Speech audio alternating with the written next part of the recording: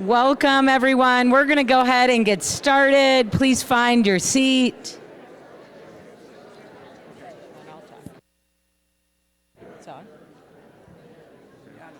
Well, you can talk first.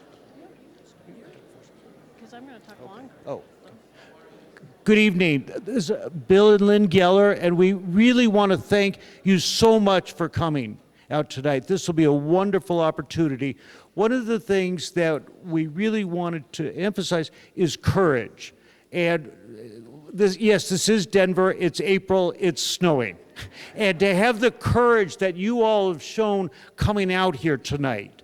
And it's something that we're to have for people in Israel, to have for the Jewish kids on college campuses that really needing courage. And by your presence here tonight, you are also demonstrating that. So we thank you for your demonstration of courage. I echo what Bill said. We are just so thrilled to see so many people here tonight. Last night when I was taking Yossi back to the hotel after dinner, he said, well, I hear it's going to snow. I would love to see snow. Careful what you ask for. So when Bill and I first met with Rabbi Shulman and Amy last year to talk about this program that we wanted to start, we were brainstorming who should come and speak, and many of you were here October 29th to hear Shai Davidai. Today we get to hear Yossi Klein Halevi, which is just, it's heartwarming for Bill and me. We have listened to Yossi on podcasts and webinars, seen him in person before at events, heard about him from Rabbi Dahlin when he was at the Hartman Institute, and so we are just so thrilled that he can be on our bima here tonight. And also, many of you know, Bill and I started this fund in memory of my parents, Jewry and Lee Jaffa, both of whom were born in Germany. My mom especially saw and felt anti-Semitism.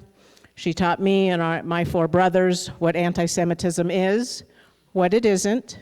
She would certainly be very concerned today with what is going on in the United States and really all around the world. So Bill and I feel very blessed that we can provide these educational opportunities for all of us and the broader Denver community. As Bill said, we need to be courageous, we need to help other people be courageous, and we need to learn as much as we possibly can, and we certainly feel that tonight will help us do that. So with that, I'll bring up the rabbi.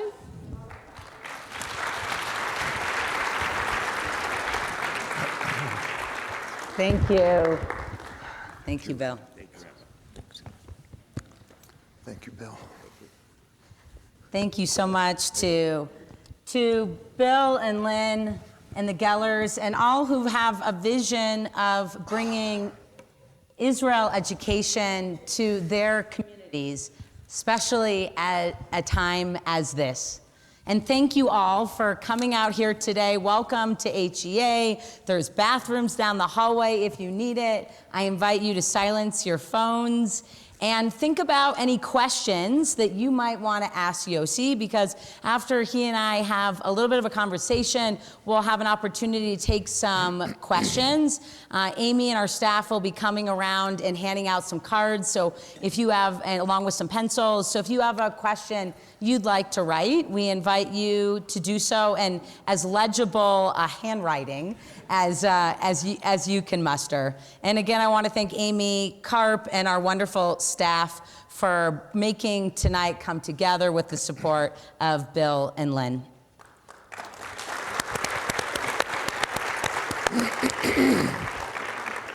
As many of you know, Yossi Klein Halevi is a senior fellow at the Hartman Institute. He's written many books throughout his career and countless articles as a renowned journalist.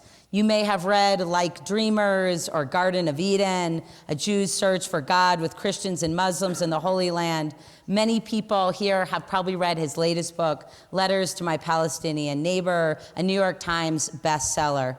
In addition to writing, he also co-directs the Shalom Hartman Institute's Muslim Leadership Institute program, which we were just chatting about a little bit in the face of October 7th earlier over dinner. He's also been a visiting professor of Israel Studies at JTS, as well as the Shalem Center in Jerusalem.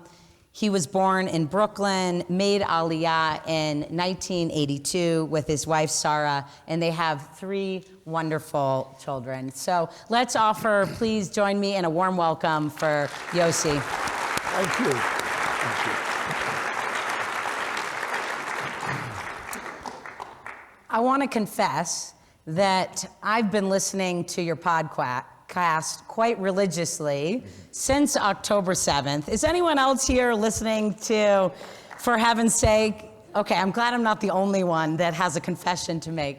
And one of the reasons that I listened to it before October 7th, but one of the reasons it's been for so many people, as I'm sure you've heard all throughout the diaspora when you're traveling, it's been a really important way to connect to Israel since October 7th, and also hear a little bit more the perspective of Israelis speaking about what's happening in Israeli society.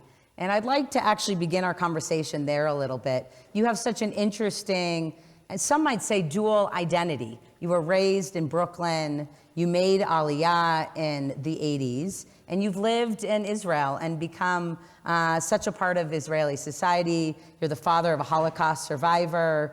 And I'm wondering, when you think about when you speak on the podcast, when you speak around the country and around the world, who do you feel you represent?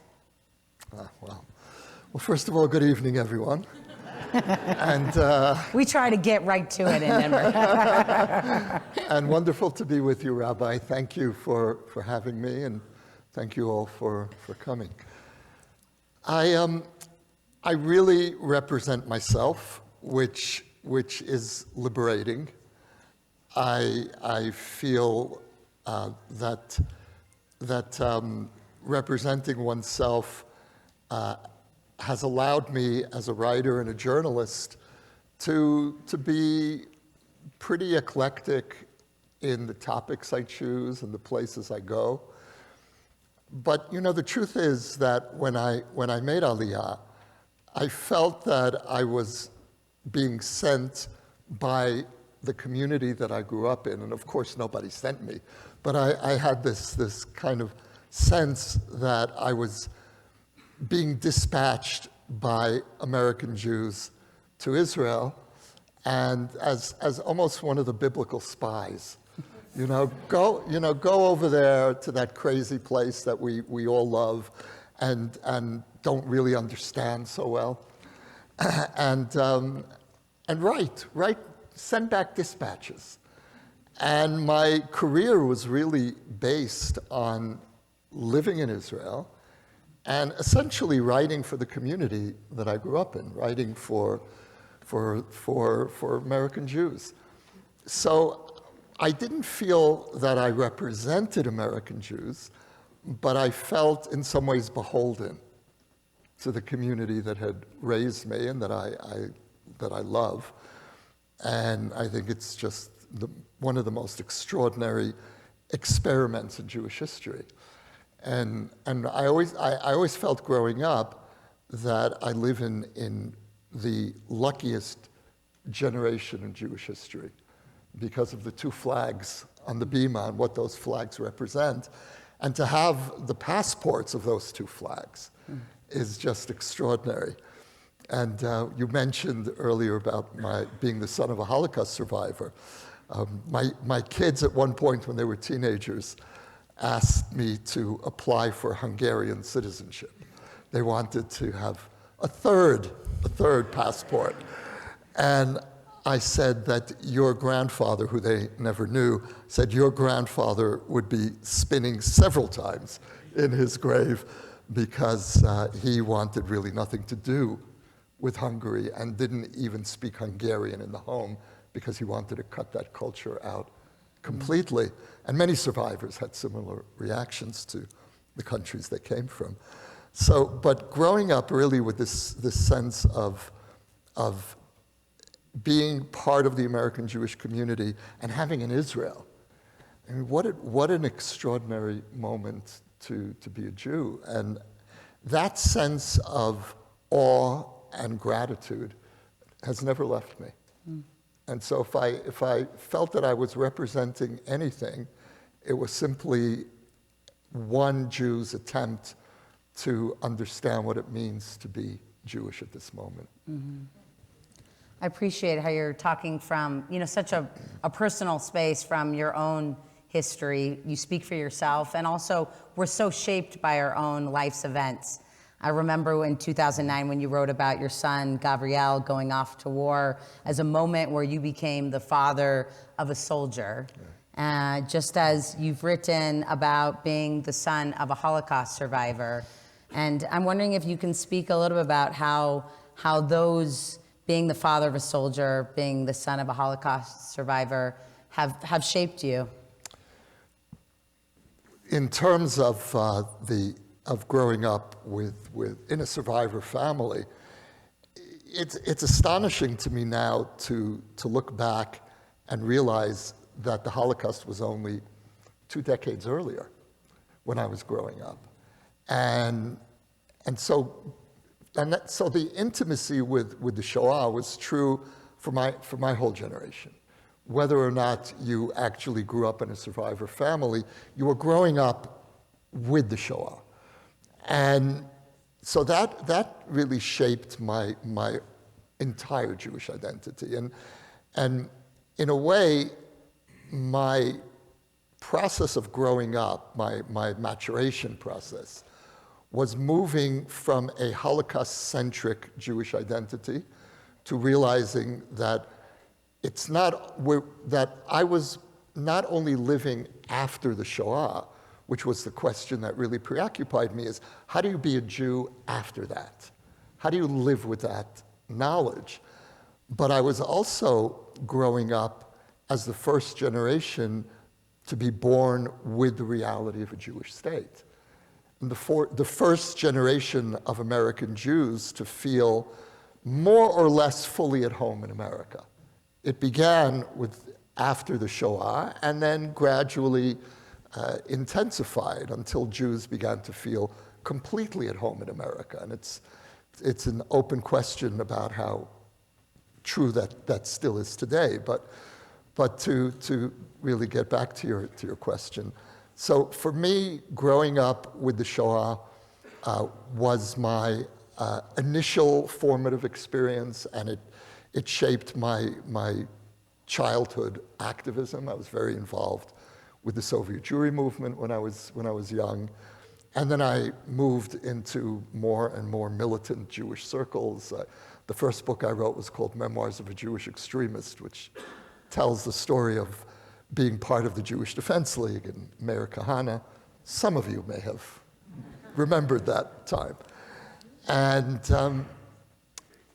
then realizing that, well, what was interesting was that growing up, my father, in a way, raised me to try to be his contemporary and to be a kind of a surrogate survivor and to have the instincts of a survivor. And his great fear was that he was going to raise, as he put it, stupid American children and he drilled this into us, that Americans do not understand the world. They don't understand what it means to have to survive. And he was very afraid that his American children would not have the survival instincts. And so he raised my sister and me to be kind of contemporaries of his generation.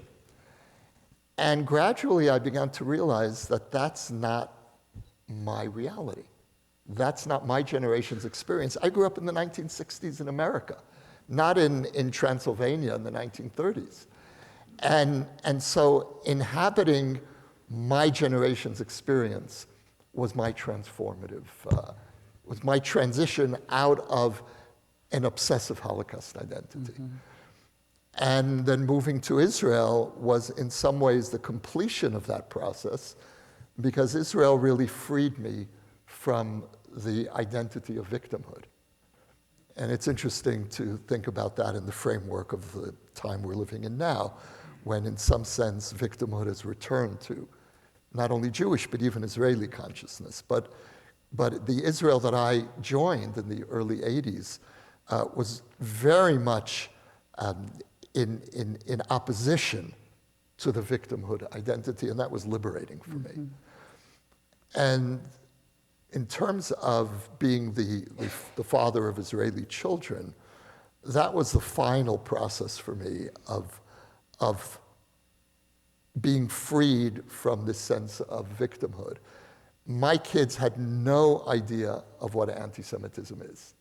They know what threat is.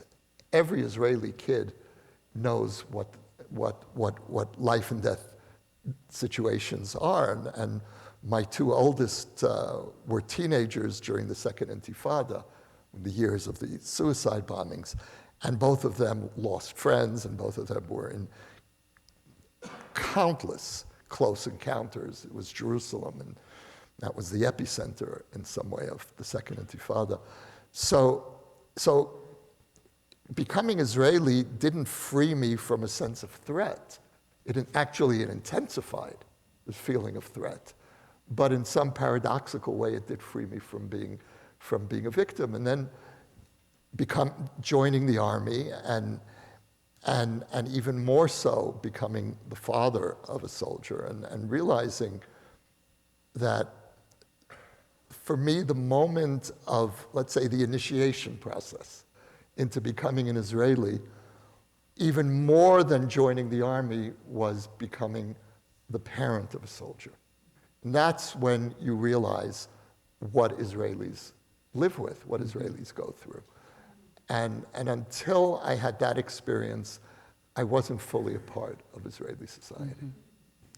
And to what extent does this idea of growing up with a survivor as a father make its way into your new book? Yossi has a new book coming out when he finishes it. Oh, it's years away. So, you can pre-order, but Amazon won't know what you're talking about. Maybe next time you come back to Denver, you'll sign some. But I believe the working title is "The Wisdom of Survival," right? Yeah. So tell us a little bit about what this book is about, how it speaks to this moment. Yeah. So I actually began this book about 5-6 years ago, and the truth is it only really became relevant after October 7th. And the book is called The Wisdom of Survival, and the subtitle is How the Jews Overcame the Holocaust and Why It Matters Now. And the argument of the book, or the central question of the book, which was very much my personal question, and I think is a generational question as well, is how did the Jewish people move from the lowest point in our history, which was 1945, to the peak moment of Jewish history? And I think it's true even now, even after October 7th. We've never been more powerful in our history. We've never been more capable of defending ourselves, despite October 7th. We've never been more self-confident as a people. And we've never been more central on the world stage. For 2,000 years, we were sidelined from history. Today, for better or for worse, and obviously there are negative aspects to that, but we are central to unfolding history. And so how did we do that in the space of a few decades? There was a great Israeli rabbi, one of the pillars of Israeli rabbinic moderation, and it's a very small space in the spectrum of the Israeli rabbinate. But Rabbi Yehuda Amital, who was really one of the greats of the last generation, and was himself a survivor, and he once said that in the future, in the far distant future, if archaeologists ever come across the Shoah and the State of Israel, they will assume that these two events were separated by centuries. And so how is it possible that we made this recovery? And what the book really is about are the two flags on the bima, because these are the symbols of the Jewish people's recovery after the Shoah. And I think that it's a very strange thing. And, I'm always fascinated to see these two flags flanking the most sacred spot in synagogue architecture. And I think that Jews after the Shoah, American Jews, had this deep intuition that these seemingly secular symbols are actually religious. Like the cherubim or something outside the yes, Mishkan, exactly. right? That's the function that these two symbols play. That this is in some ways the forces that allowed the Jewish people to heal, and in some ways that even allowed us to pray again, to come back to synagogues. After the war, my father, who had been raised in a Haredi family, in a kind of close to Satmar, for those of you who know the terminology, left religion completely, as did almost all of his friends, including those who later became Satmar Hasidim. And I know this from my father, is that his ability to come back to Judaism was because of Israel. And I think it's Israel and America together, the American Jewish community and Israel, and the alliance between these two communities, that in some ways presided over the Jewish process of renewal. So the book that I'm working on now is a kind of a generational memoir. It's looking at the last 80 years. The book begins the day after the Shoah, and it begins with my father, who spent the war in a hole in the forest with two friends, emerging from the hole, which is a kind of a metaphor for the resurrection of the Jewish people. And so the book then moves from that point and then looks at what the last 80 years of Jewish life have been like. Where did we succeed? Where did we fail? What are the challenges that we're facing? And then, of course, it takes the pre-October 7th reality into our current situation. Thank you for sharing. We look forward to reading it in a year. As we say in the Middle East, God is great. We're getting up on Pesach, and many people here are ahead of me in their house cleaning, perhaps, and their King Soopers and Eastside Kosher Deli shopping. But one of the paradigms that you've offered in the past that is relevant as we head into Passover is this idea of there being Pesach Jews and Purim Jews. Let me read an excerpt from something you wrote in 2013, in case you've forgotten what you wrote. Jewish history speaks to our generation in the voice of two biblical commands to remember. The first voice commands us to remember that we were strangers in the land of Egypt, and the message of that command is, don't be brutal.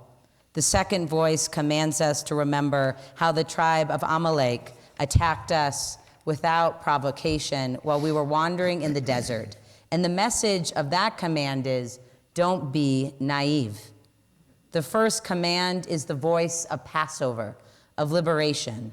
The second is the voice of Purim, commemorating our victory over the genocidal threat of Haman, a descendant of Amalek. Passover Jews are motivated by empathy with the oppressed. Purim Jews are motivated by alertness to threat. Both are essential. One without the other creates an unbalanced Jewish personality, a distortion of Jewish history and values. So I'm wondering, first of all, are you a Purim Jew or a Pesach Jew? And how do you see this tension playing out in some of the fracturing we're seeing in our Jewish community? Yeah, well, I was raised to be a Purim Jew, to be a very single-minded Purim Jew, and I've tried over the years to also be a Pesach Jew. Since October 7th, it's harder, I think, for many of us. Many years ago, I spoke in an Orthodox synagogue in New York, and I offered this model of the Purim and Pesach dichotomy, and of course emphasizing the need for synthesis between the two. And somebody comes up to me afterwards and says, I so much appreciated your talk because you helped me understand that I'm just a Purim Jew. And I said, well, that wasn't really the point, but if it was useful, you know. So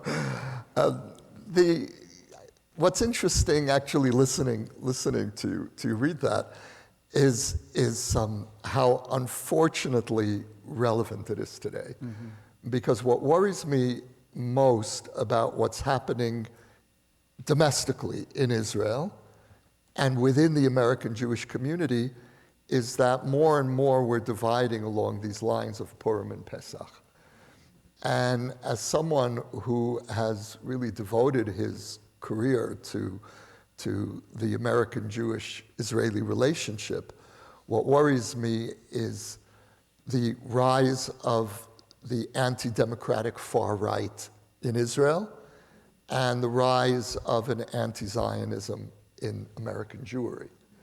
And those are two extremes of either the Purim or the Pesach sensibility.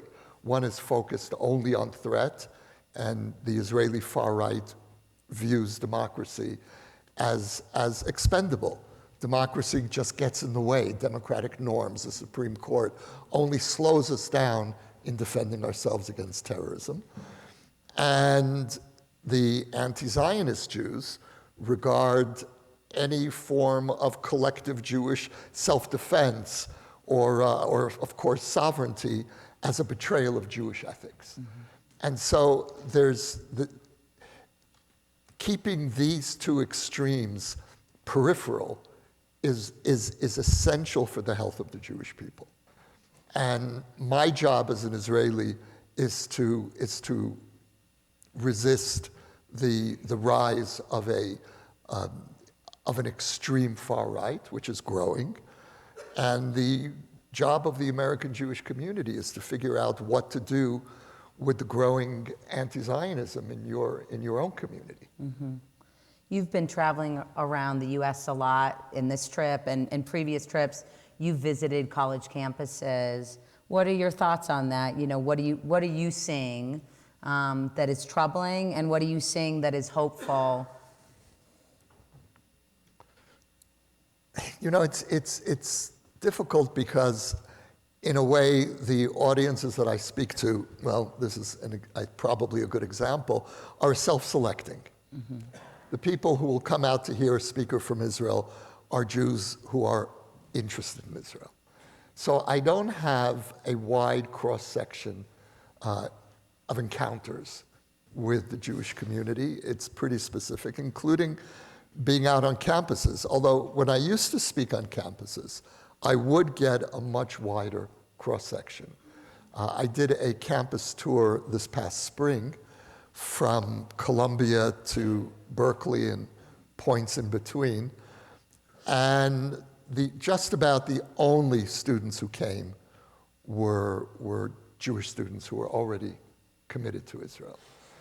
And I had asked my hosts not to book me in Hillel, but to book a hall, an essential space on campus. And they all did, but it made no difference because the only kids who came were Hillel kids. And so there's something that worries me even more than the demonstrations. What worries me, and this is something I heard over and over again on campuses from Jewish students, that the real long-term danger of what's playing out on campuses is the impact on the non-political students who are exposed to an atmosphere where Israel is toxic. And there's something there, the name Israel has a bad smell to it. And you know, the hardcore anti-Israel activists are a very small minority, and even smaller now. They're shrinking, and that's not going to be the long-term problem.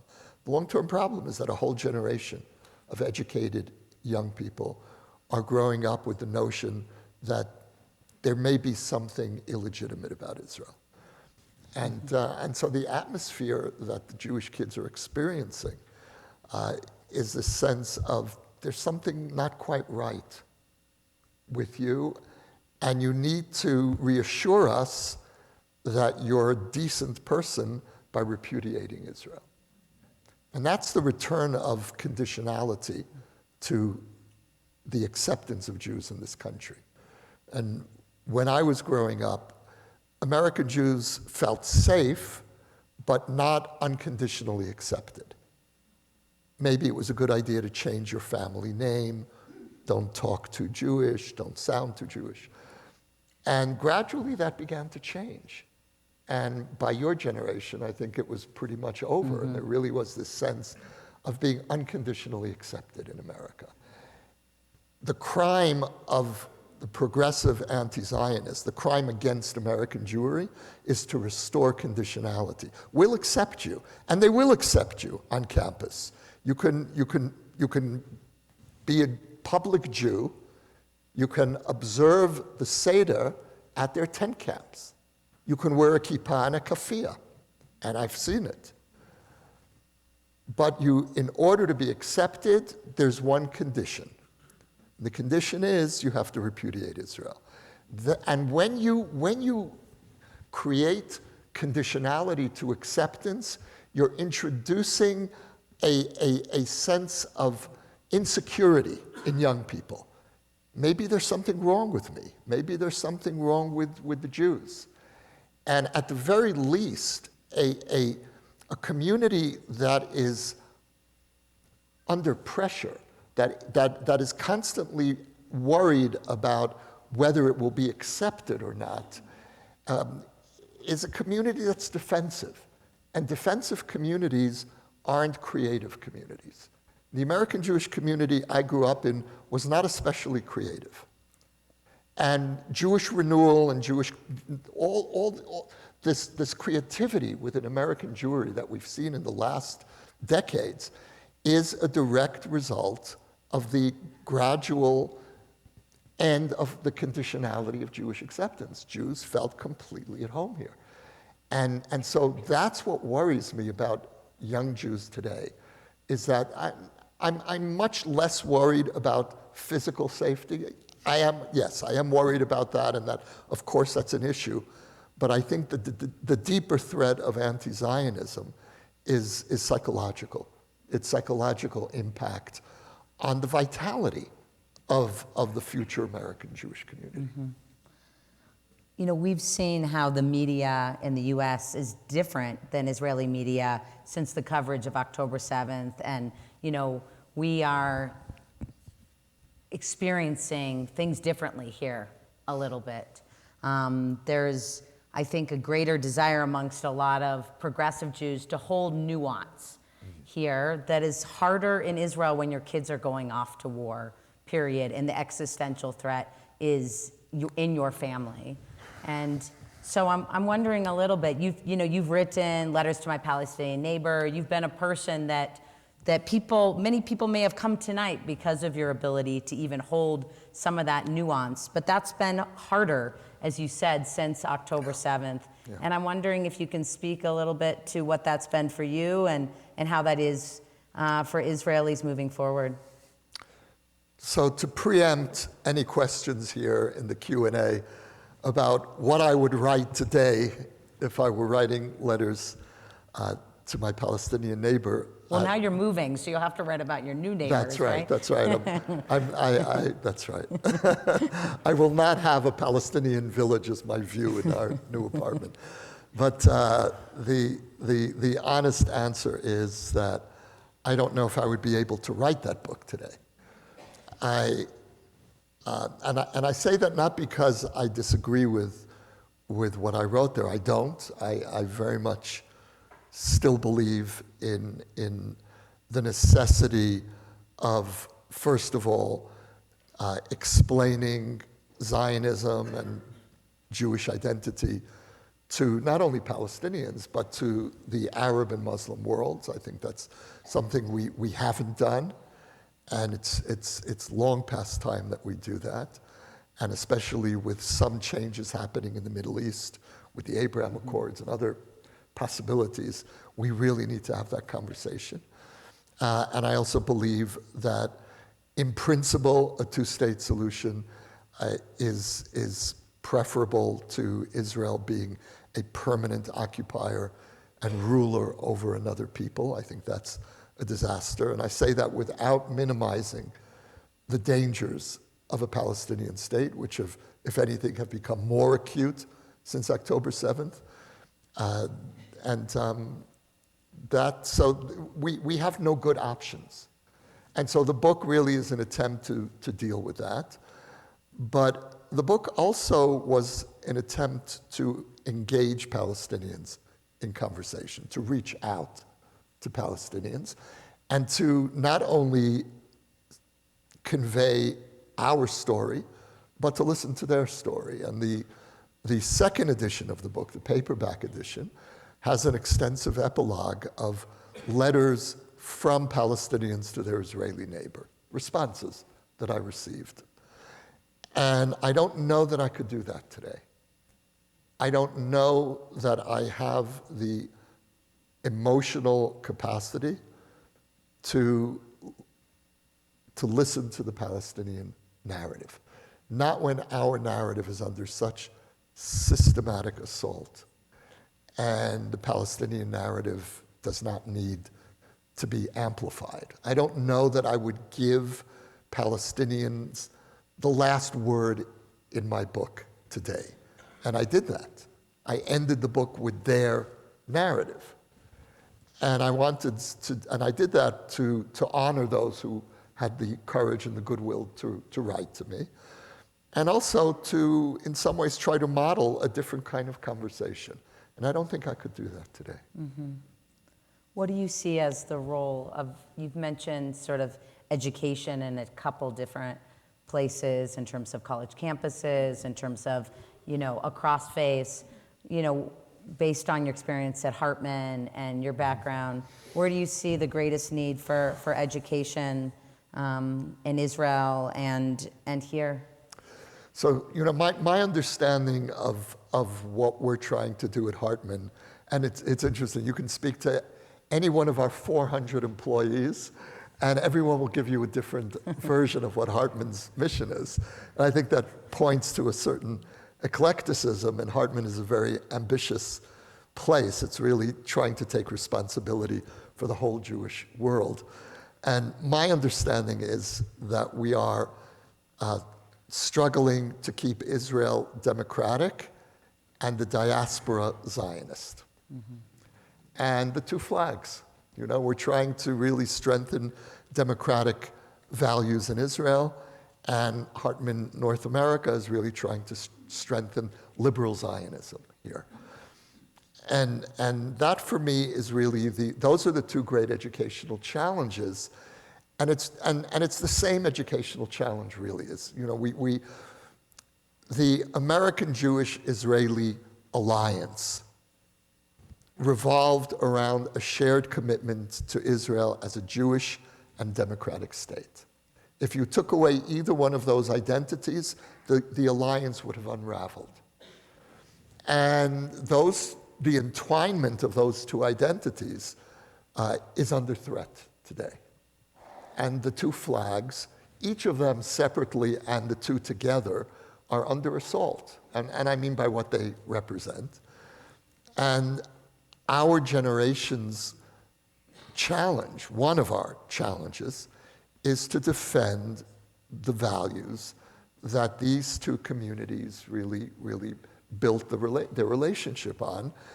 And it was liberal Zionism, this meeting point between democracy and Zionism, that is responsible for the healing process after the Holocaust. Mm-hmm. And so just to get back to your question about my book, that's what it's about. It's trying to understand why these why these two communities came together in an alliance and how that alliance saved the Jewish people after the Shoah.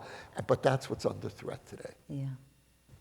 Let's go to the question that I think a lot of people came here to ask, which is, where are we going?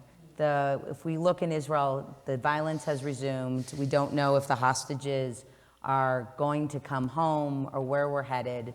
We've just fired the head of the Shin Bet. Where are we in your view, and where are we going? So where I feel we are since October 7th as a people.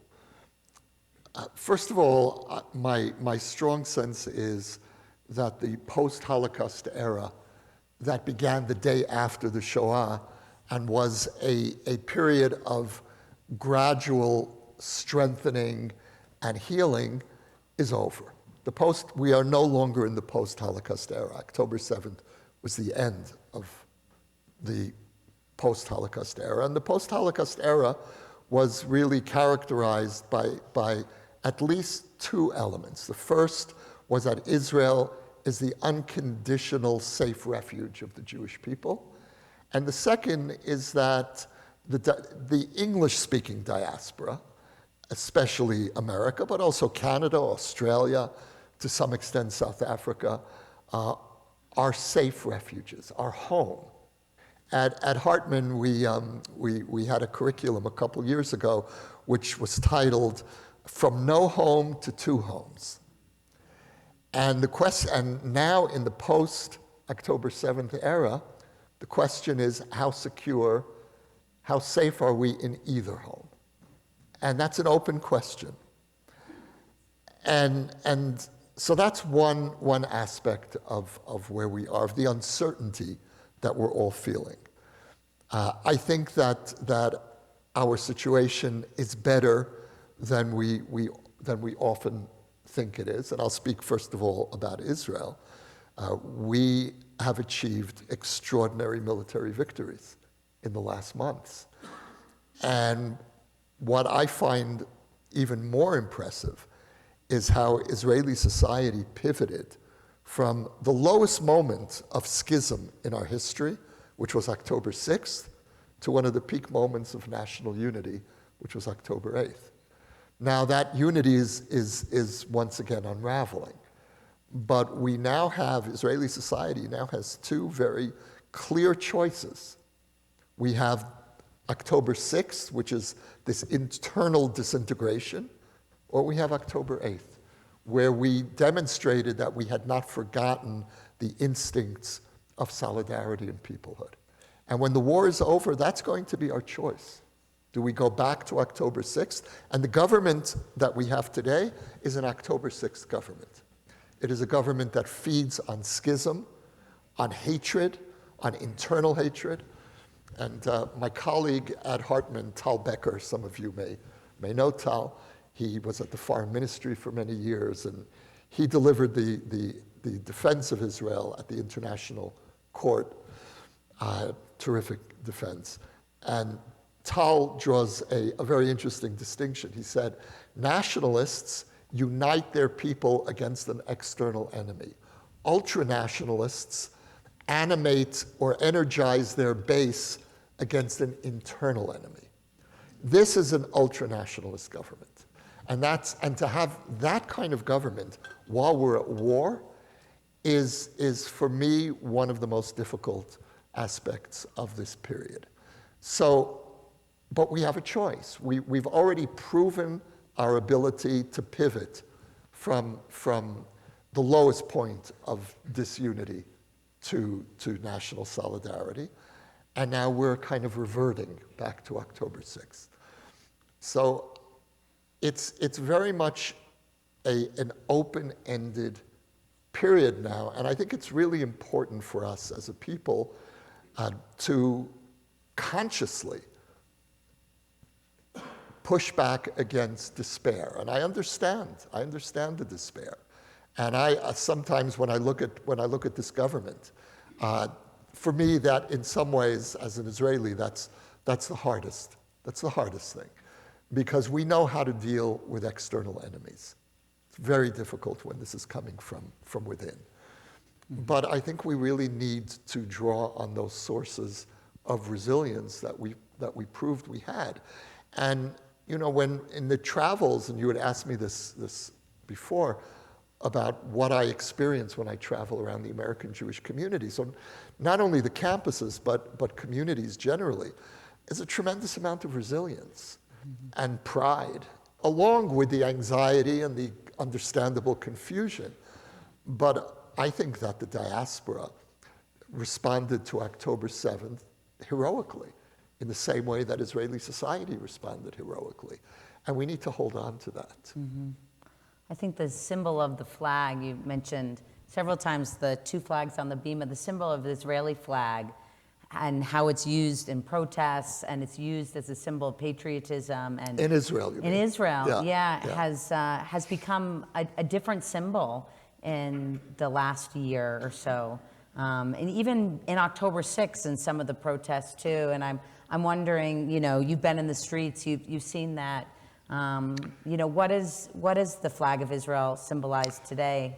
Well, it's so interesting because you mentioned the anti-government demonstrations, and the symbol of our demonstration. I say our because I've been very involved in them, is the Israeli flag. Mm-hmm. Now, imagine a mass movement against your current government here, from the center or the liberal center or the left. I don't think you would have thousands of giant American flags at those demonstrations. I don't think you would have people wrapped up in American flags. I was just at a demonstration the other day at the Knesset, and I came with my flag, and I was, it was a little chilly, so I wrapped myself in the flag. Maybe not like here, but yeah. It was not snowing, and so and you do that without any self-consciousness. Now this is an anti-government demonstration, and so this notion of Netanyahu has tried to portray us as radical left and woke. The Israeli liberal community is no less patriotic than the right. And I think that's really the greatness of the democracy movement, is we did not allow the right, and certainly not this ultra-right, to claim exclusive ownership of the symbols of the state. Mm-hmm. We're fighting for the state. And for me, and I think it's true for many of those who are out on the streets demonstrating against this government, it's not only, or maybe even primarily, about defending democracy. It's about defending the viability of the Israeli success story. Because if Israel loses its democracy, God forbid, startup nation is over. We will gradually become a failing state. You can't be a successful modern state and be Hungary. Hungary is not a successful state. Iran is not a successful state. And so my main anxiety about the threat that this government poses to Israel is not only or even primarily to our democratic ethos, it's to our ability to continue to be a powerful country. And that comes, you asked me, what am I more of a Purim Jew or a Pesach Jew? So the demonstrations are speaking the language of Pesach, but my motivation is really more Purim. Mm-hmm. Well, when I picture you, sometimes when I think about how outspoken you've been about the existential threat of Iran, sometimes I picture you as sort of the Lorax flying in to remind the world about that we really need to stay focused, not on the truffula trees or whatever, but on more seriously and much more, frighteningly on Iran and its nuclear potential. If you were going to write a book about Iran, what would be the central thesis that you want to convey in 2025? That if the Jewish state allows a Holocaust-denying, Holocaust planning regime to go nuclear, then we have failed historically.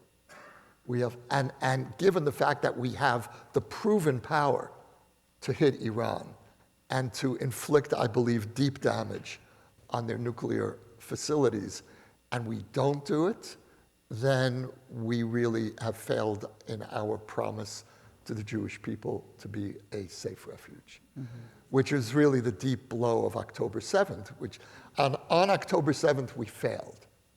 We began to reclaim that promise on October 8th when we went to war. But if we allow Iran to go nuclear, then there is no guarantee that an apocalyptically minded Shiite regime would not use the bomb. And this notion of what was called during the Cold War mutually assured destruction, with the convenient acronym MAD, would play out, or could be replicated with Iran. That's not a gamble that we are permitted by Jewish history to take. Sometimes I think when we internalize that sort of Masada complex, we feel helpless, or we can feel, both in the United States and Israel. Talk to us about what are the things that we can do. Most people in this room are not as politically engaged to move the needle on Iran, but there are things we can do. What are they? Well, it's interesting. Just before we began here, a young woman came up to me in the hall and said she's manning a booth for the World Zionist elections that are coming up. That I think they've already begun in the last until couple May days. 4th is, I think. And so the World Zionist Organization is not an organization that I would ordinarily promote or speak about. It's over-politicized. It probably should be shut down. It's redundant. And those are the nice things that I would say about it. The problem is that the World Zionist Organization is responsible for several billion shekels of, that's its budget. And the let's say, less democratic forces in Israel have mobilized in recent years to draw the lion's share of those funds to their causes. So there is a belated attempt, but a strong attempt now, by liberal Zionist forces to organize and to try to mobilize American Jews to vote. Any of you can just go into the website and sign up and vote. I did it this week. It costs you $5. It takes 5 minutes. And, they can tell you how to do it in the lobby afterwards even. I actually tried to, and it turns out, as an Israeli, I'm not allowed to vote. So that's just one example. And the importance of that is that you would be helping funnel funding to those forces that are struggling to save Israel as a Jewish and democratic state. And more broadly, I would say to look at your involvement with Israel as not only being political, but also social and cultural. And I think it's long past time for the relationship between American Jews and Israelis to be a relationship of Jewish grown-ups. And we haven't been. We haven't been. For the first decades of the state, we were the grown-ups and we treated American Jewry as children, or as an afterthought. In recent years, with the growing criticism, especially on the American Jewish left, there's been almost a reversal of the dynamic. And I think it's time for us to really begin looking at each other as mature communities that have a lot to learn from each other. And I find it very frustrating that Israelis don't understand the complexity of American Jewish identities, that Israelis still, by and large, think of Judaism as either Orthodox or secular. And I find it no less frustrating that most American Jews don't really know Israeli culture. And we have, to my mind, the greatest Jewish music that's being created anywhere. And I specifically say Jewish music, not only Israeli music, because so much of Israeli music in recent years has become Jewish, which was not true in the early years of the state. The early years of the state, it was very much Israel-centered. And today the music is being drawn from Judaism. And Israeli rock, which is just, I think it's our greatest cultural achievement. I'm not being ironic in any sense. It's the most beloved of any of our art forms. Israelis we cherish our music. Nothing defines Israel more than its music. And if you want to understand its music, you want to understand Israel, you must understand the music. And the second way I mentioned earlier, we were talking about becoming an Israeli. The other way in which I became an Israeli was to own the music and to really immerse in it. And I have a collection of hundreds of what we used to call CDs, you remember? And we're moving apartments now, and we're downsizing, but I cannot get rid of this. It's about 1,000 Israeli CDs, and it is a cultural treasure. It's the history of Israel is in that music. You know, I took a whole Hartman course about sort of the history of Israel through music, and you know, this was a couple years ago. But I'm wondering if you can name a few examples of how you've seen, you know, in the last couple years, examples of how the moment has been captured through song, in your opinion, or through music. Every war produces its own playlist. And I mean, of course, there's always one or two songs that are known around the world. So let's say from 1967, Yerushalayim Shel Zahav, from 1973, the Yom Kippur War, it would be Lu Yehi. And, but there's a whole extensive playlist well beyond those well-known songs. This war has produced a very complicated playlist. I've never heard Israeli music like this. The initial response was rage, music of rage. And Israeli war songs in the past were always wistful, determined, but not rage. I can think of a very few Israeli war songs in the past that were really, that had that sense of, you know, in your face. And this time, it's partly because of the rise of Hebrew hip hop, and I think that Hebrew hip hop and rap really came into their own with this war. But and then that began to give way to another subgenre of war music, which is religious, explicitly religious music. Either Where Are You, God, or Faith in God, struggling with faith. Very moving, very powerful music. And we've never seen such an outpouring of religious music in any war in Israel. And it's a reflection of the growth of faith in Israel in recent years. But it's coming through the rock musicians. It's coming through, and it's not only, or even primarily, religious musicians who are creating this music. It's coming. It's our leading rock musicians who are doing this, and it's very powerful. Thank you.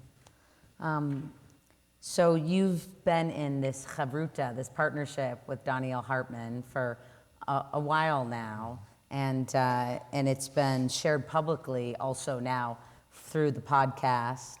I'm wondering if you could speak a little bit personally, just the impact that those conversations have had on you, your thinking, your views, your politics, and even just on a more pastoral or relational level.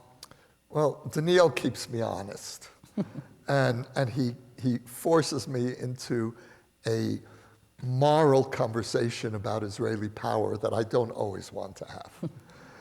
And it's interesting to go back and forth between Israel and America in the last year and a half, and the opposite kinds of conversations that are happening here and there.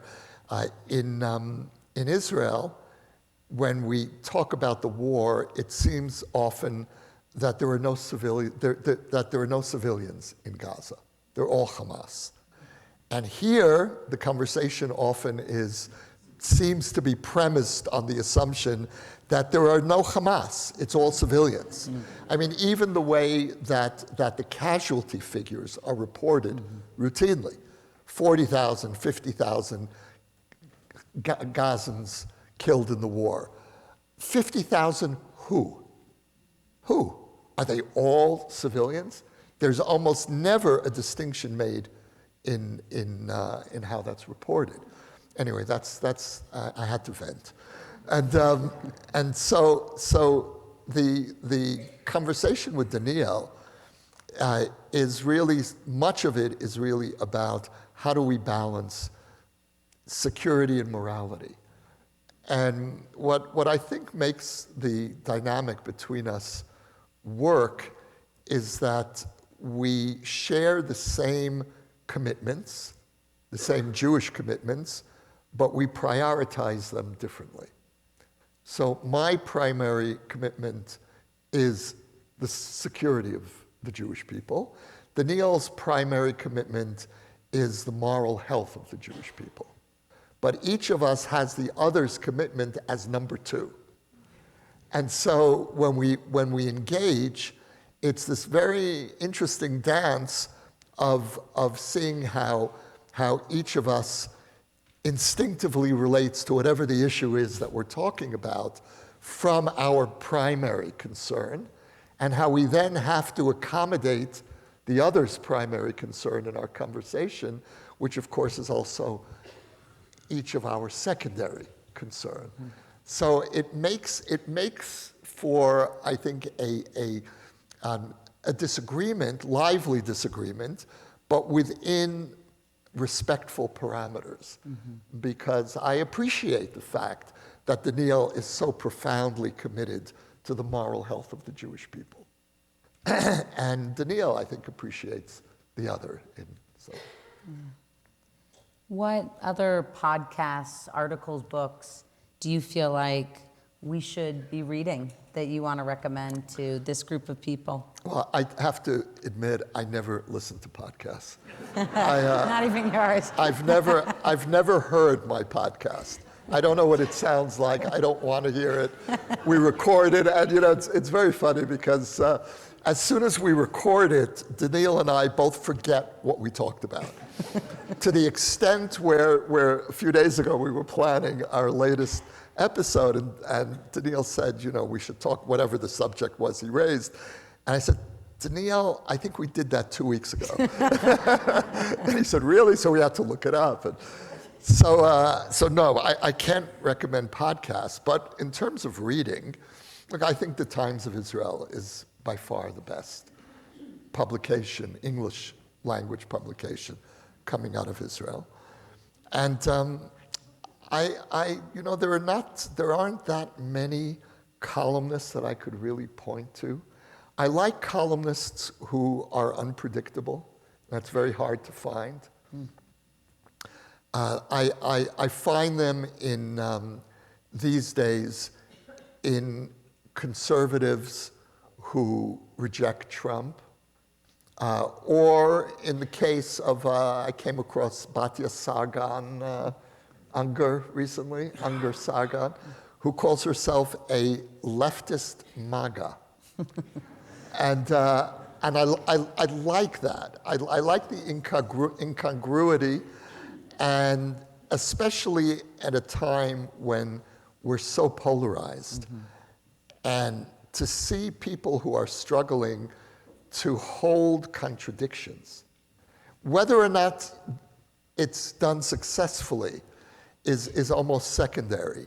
I appreciate Bret Stephens writing against Trump as a principled conservative, and I appreciate Batya Sargon as a leftist defending Trump. I think that's interesting. So that's who I try to read, and I can't read columnists who all you need to do is see their byline, see the headline, what the topic is they're writing about, and you know what they're going to say. And that's true for more and more of columnists. We're gonna open it up to questions in a minute, but I'm wondering if there's anything else that I haven't asked you that you want to share. Well, let's get the questions, and I'll think if there's anything. Okay. But thank you. Yeah. I really enjoyed that.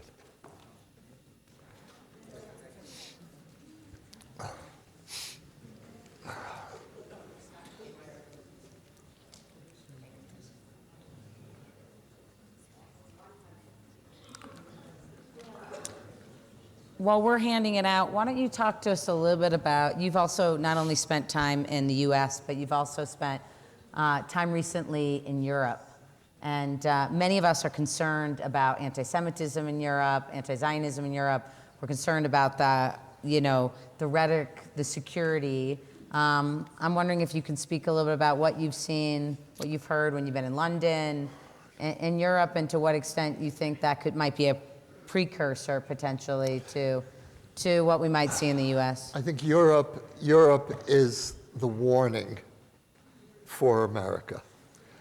And I was having an argument recently with a friend of mine, an American Jewish friend who was very concerned about what the Trump administration is doing on campuses now. And she said, it's a slippery slope with civil liberties. And my response to her was, I really appreciate that. I understand that needs to be done more carefully. I said, but there's another slippery slope, which is Europe. And Europe is the warning. And what I see happening today in America is a pushback. I think Americans don't want to become Europe. Most Americans don't want to be Europe. And I think that that's a very good thing. And I'm not going to get involved in your internal problems. I have enough of my own. And I really understand and appreciate the concerns about the administration. And I certainly can translate those same concerns into an Israeli context. But on this one specific area, even though, again, one needs to be more cautious than the administration has been about civil liberties, the fact is that your children have been under assault for the last year and a half. A war has been declared against the American Jewish community. And now there's pushback. And if American Jews can't support anything that the Trump administration does, and again, I can certainly understand that, at the very least, don't speak up against this particular policy, which is intended to try to protect you. And to have at least some sense of self-protection. And we were talking over dinner, and I said that I don't believe there is any other minority that if they were in a position that you are in now, or that your children are in now, would push away any support coming from any direction that was intended to protect your children on campus. So that's my one very tentative foray into these dangerous waters of your internal politics. And really just sitting in Jerusalem and looking at your increasing vulnerability and this really sense, this deep sense of anxiety that I feel for American Jewry, specifically about what's happening on the campuses, that to either accept and appreciate the help that's being given or else be quiet about it. And I was very pleased to see the reaction of mainstream American Jewish organizations. The ADL, which in 2016 and on, was really in the vanguard of I would say, progressive Jewish organizations. The ADL had shifted quite to the left. On this issue, the ADL statement was unconditional approval of the administration's pushback. The American Jewish Committee said it needs to go through the legal process, but we certainly hope these deportations will happen. This is the American Jewish Committee. And so the mainstream liberal American Jewish organizations have, I think, internalized the fact that something fundamental has changed in the American Jewish condition. And again, this is not an endorsement of the administration, but it is a plea for American Jews to be savvy about your own situation. Thank you. So many questions. So many questions, so Jewish. Well, this isn't a question, but I just have to, say that that also is pretty Jewish. This one says, please share your post-October 7th Spotify playlist, please. So, I should, I know. This one was actually written by a young person, so I'll start with that. This one says, like I said, from a young person in the room, will we see a time when Israel is truly safe? I mean, will we see a time when the world is truly safe? We're living at a moment in human history that is unprecedented. We've never before been able to realistically imagine what the end of the world would look like. It could come from God forbid, nuclear devastation, radical, drastic climate change, AI, science fiction nightmares. There are so many ways in which, we no longer need the religious imagination to conceive of an apocalypse. We now science has created apocalyptic possibilities. And so that's the context that I would answer that question. Israel is never going to be completely safe. We're the only non-Muslim, non-Arab state in a region that is not hospitable to minorities. No minority in the Middle East is safe, is protected. We are the Middle East's only minority that has managed to achieve national sovereignty. The Kurds haven't done it. The Maronites in Lebanon tried and failed. Certainly the Druze never succeeded. We are the only successful minority that's able to protect itself in the Middle East. And in a way, that's enough. That's enough. And Zionism was not about promising the Jews an end to threat. It was about promising that the Jews would be able to deal with threat. And that's why October 7th was such a devastating blow, because we seemed to betray that promise. But I think it's back. We're back on track. And so I believe that Israel will continue to be able to adequately defend itself against threat. Thank you. This question is about the hostages. It's, if the remaining hostages were released, how would Israeli support for the war shift? Well, what makes the hostage dilemma so agonizing is that it pits two essential elements of the Israeli ethos against each other.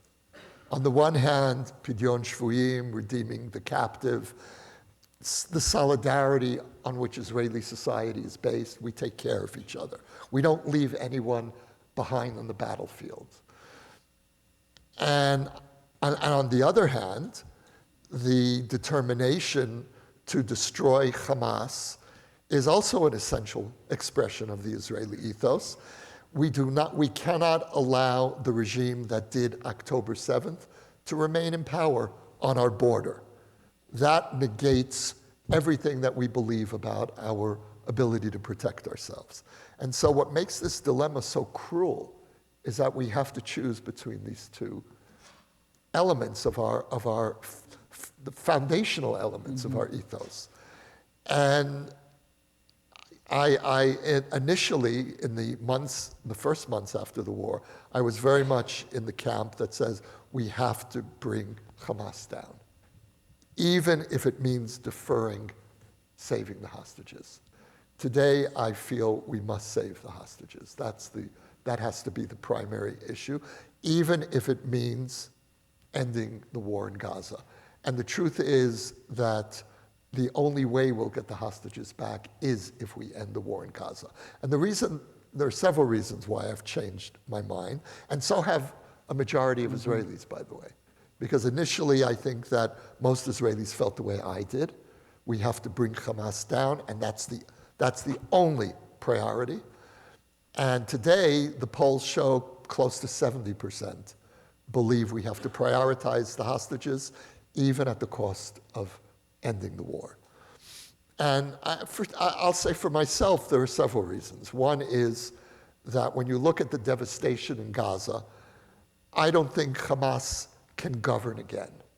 I think that Gaza, for the foreseeable future, is not governable. And if we were to end the war now, Hamas would have nothing. And I don't know if another 6 months of war is going to make that much of a difference. And look, if we didn't have hostages in Gaza, I would say keep going, keep the fighting going, but not at this price. The other reason why another two reasons why I feel that we can't keep the war in Gaza going is what you mentioned earlier about Iran. I'm afraid that Gaza is a diversion. This is not the Israeli-Hamas war. This is the Israeli-Iranian war. And it began on October 7th, and it has movable fronts. Sometimes it's Yemen, sometimes it's Syria, sometimes it's Gaza, sometimes it's Lebanon, and sometimes it's Iran itself. And the time has come for us to stop fighting Iran's proxies and go directly to the regime.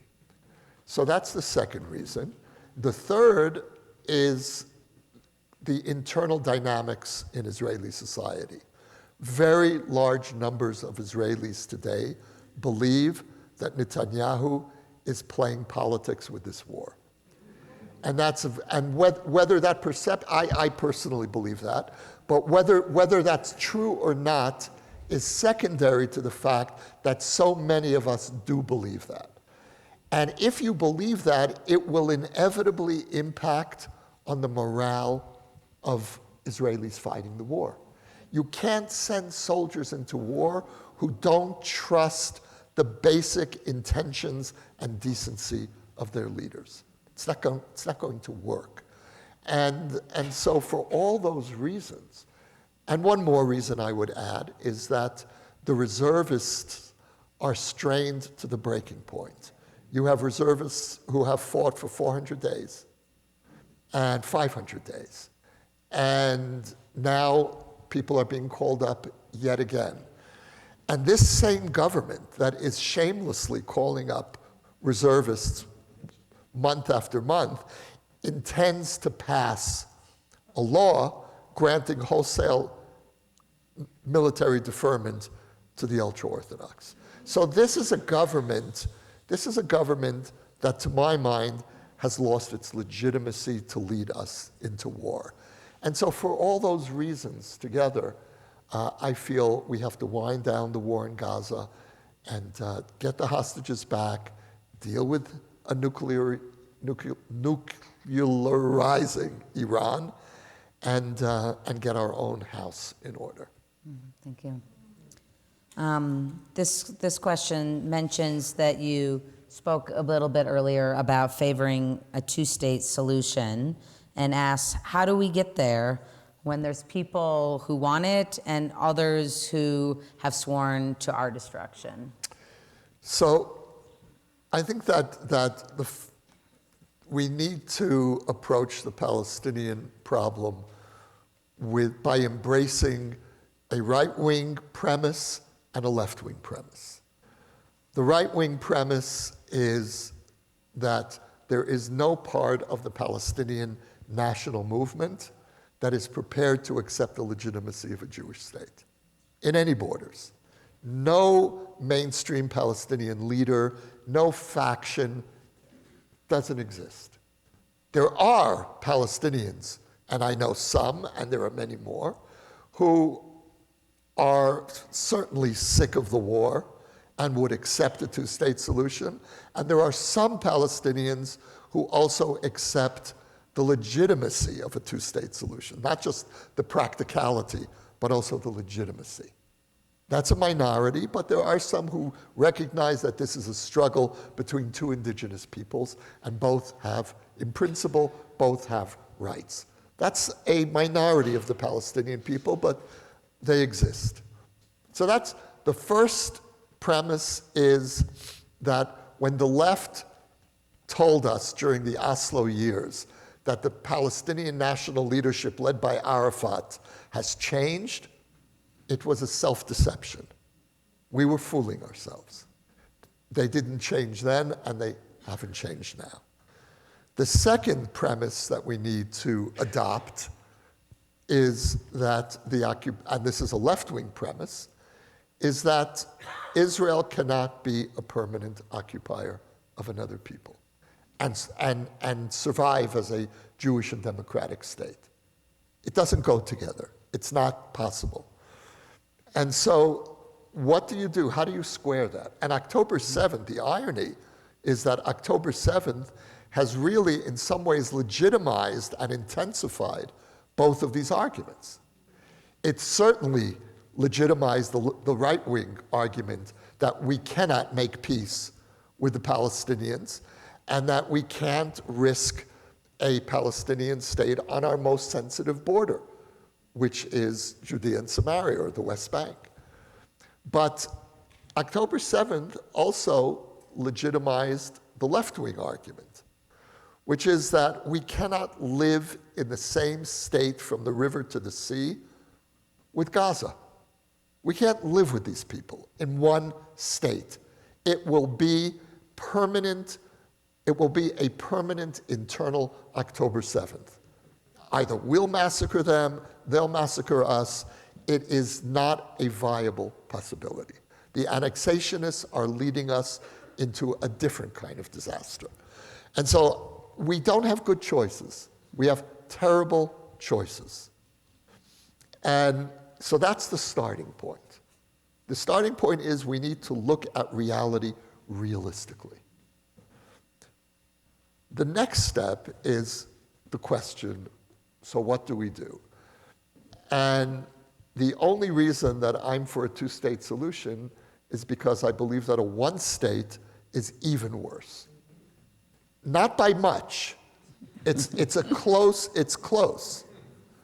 But I would rather, at the end of the day, externalize the conflict, move the Palestinian-Israeli conflict to a border conflict, than have it internal in our society, because then we disintegrate from within. So how do we get to some kind of two-state solution? And I say some kind because whatever Palestinian state ever happens, if it will at all, is not going to be the Clinton model. It's not going to be Camp David. It's going to be less than that. It will be a Palestinian state minus. You can't keep rejecting one peace offer after another without consequence. You can't do an October 7th without consequences. So whatever a Palestinian state will emerge, it will not be what they could have gotten 25 years ago. Now, if I look at what's happening in the Middle East, there are some extraordinary changes. The Abraham Accords were the single most important development for Israel in decades. We have a peace with Egypt and with Jordan, but those are really glorified ceasefires. The first genuine normalization agreement that we have ever signed with Arab countries were the Abraham Accords. And if the Saudis join the circle of reconciliation, of normalization, this is the first time that you have Arab countries talking about normalization with Israel. Egypt and Jordan did not normalize relations. We have a formal, almost a kind of a glorified ceasefire with Jordan and Egypt. Then you're looking at a fundamental transformation of the region. Then you're looking at the end of the Sunni-Israeli conflict. The Middle East conflict was never just, or even primarily, the Palestinian-Israeli conflict. It was always a regional war. It was the Sunni-Israeli conflict. And to end the Sunni-Israeli conflict will be one of Israel's greatest achievements, and we're close to that.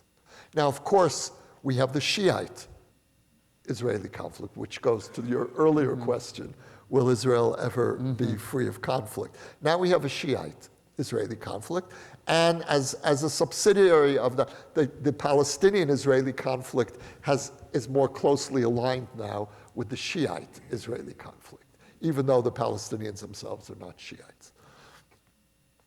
So my hope is that in the context of a regional peace agreement led by the Saudis, we could begin to discuss, together with the Arab countries, ways in which to gradually end the occupation. I don't know how, I don't know in what that dynamic would look like. I do know that whatever it is, it will be very slow, it will be long-term, and Israel will remain in the territories in one way or another.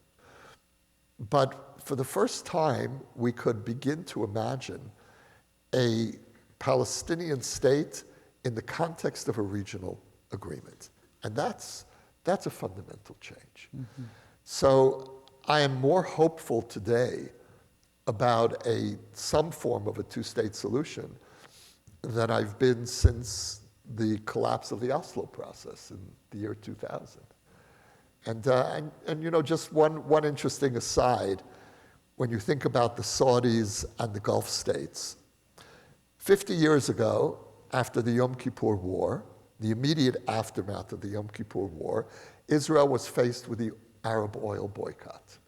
The Arab oil boycott was one of the greatest strategic threats that Israel ever faced. Israel became a pariah state after the Yom Kippur War because of the Arab oil boycott. Almost the entire continent of Africa broke off relations with Israel.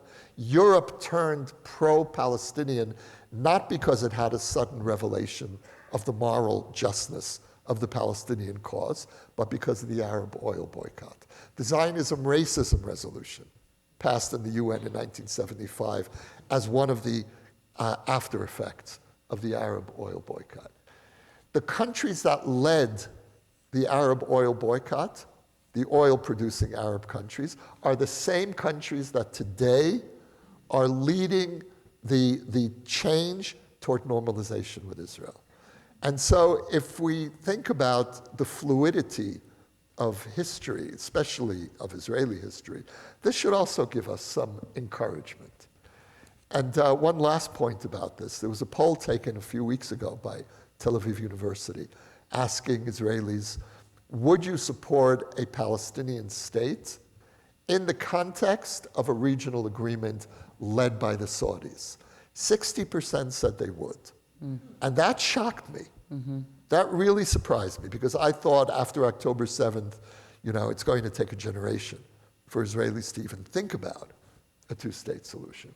So it's a very complicated situation now. Yeah, it is. Let's go back to the U.S. for a moment.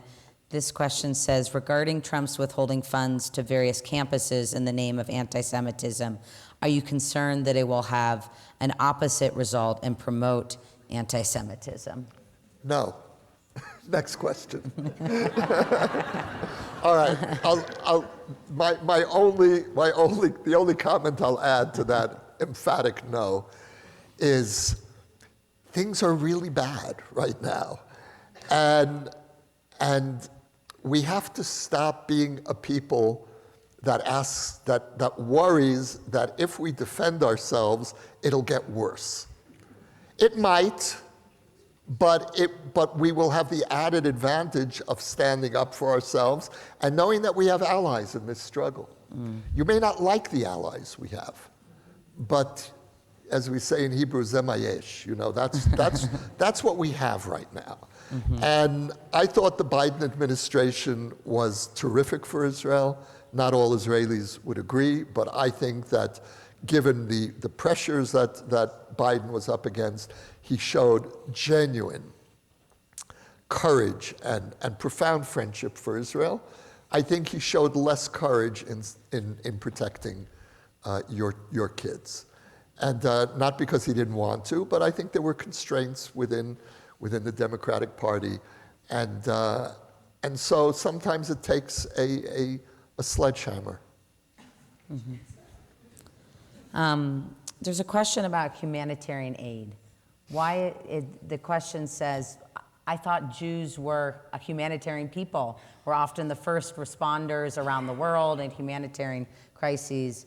So why has it been so impossible to get humanitarian aid into Gaza? So look, I agree with the sensibility of the question, with one caveat, and that is that I really understand the Israeli argument that when Hamas is holding and starving our hostages, we should not be admitting food into Gaza. I understand that. I don't think we should adopt that policy, and the truth is we haven't, because we've been hearing about starvation in Gaza for the last year and a half, and it's not true. It's simply not true. There is starvation in Gaza, but it's our hostages who are being deliberately starved. The other piece of this is that much of the aid is being hijacked by Hamas. Eli Sharabi, one of the released hostages, spoke at the Security Council, the UN Security Council, a few weeks ago, and he said, I'm telling you, the international community, that I saw your aid going to Hamas. And so that's part of it too. And so it's a very complicated picture. We do have far-right politicians who keep saying that we should not be admitting food into Gaza, but in practice, we are admitting food into Gaza. Large quantities of food is going into Gaza. How much of it is actually reaching the people of Gaza is another question. Yeah. I have a whole next book for you to write, by the way. You can just take these and letters to my Denver friends. If this current book doesn't work out, your publisher really gets on you. There's some great questions here, but also, snow's accumulating. So I'm gonna ask one more question, and then we'll give you a big thank you. To be a Purim Jew or a Pesach Jew, this says, you must first be an educated Jew. To what extent do you think being knowledgeable about Judaism is our biggest danger in U.S.-Israel relations? Wow. Well, first of all, allow me to just tinker with the language of the question. It's not to be a Purim Jew or a Pesach Jew. It's to be a Purim Jew hyphen Pesach Jew. Because we really need to, each of us as individual Jews and as a people, we need to balance contradictions. Because we're a people of contradictions, our dilemmas present us with unbearable contradictions. And we are a people of paradox. And the only way to hold this people together is by internalizing our contradictions, so that it's not just left versus right, or religiously conservative or religiously liberal, but that all of those different, or I'm a universally minded Jew, or I'm a tribal Jew, but all of those tendencies are in some ways playing out in each of us. That and each of us will come out with a balance between those, each of us will navigate that differently. But that no part of Jewish identity is strange to us, is entirely foreign to us. That there's a part of us that understands the left, there's a part of us that understands the right, etc. So anyway, yes, of course, I'm all for Jewish literacy. I think it's, it's crucial, but I think that there are preliminary steps. And by the way, Jews should know Hebrew. That's something that the American Jewish community needs to be minimally Hebrew literate to be a serious Jewish community. So yes, but I think that there are psychological changes that we can adopt that don't require an immediate immersion in serious study. And again, I affirm the necessity of that. But I think it's much more important right now for us to understand the moment we're living in as Jews, and to understand the challenges and the complexities, and not to be one-dimensional Jews who only know one truth about Israel, or only know one truth about Jewish identity, but are able to hold contradictions in our being, and to reflect the maddening and wondrous complexity of the Jewish people. And in many ways, that's the essence of the Passover Seder that we're all going to have, Right. Where we welcome all four children, all four of the voices in ourselves and in our families and in our communities, to have a voice, to have questions at the table. It's good to have a rabbi at these moments. Other than just trying to read the handwriting.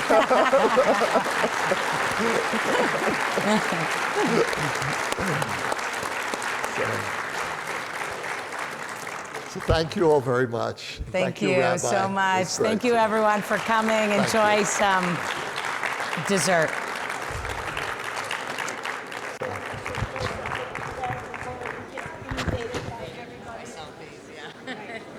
Everybody wants, I want Yossi, I want Yossi. Is there dessert now? Yes.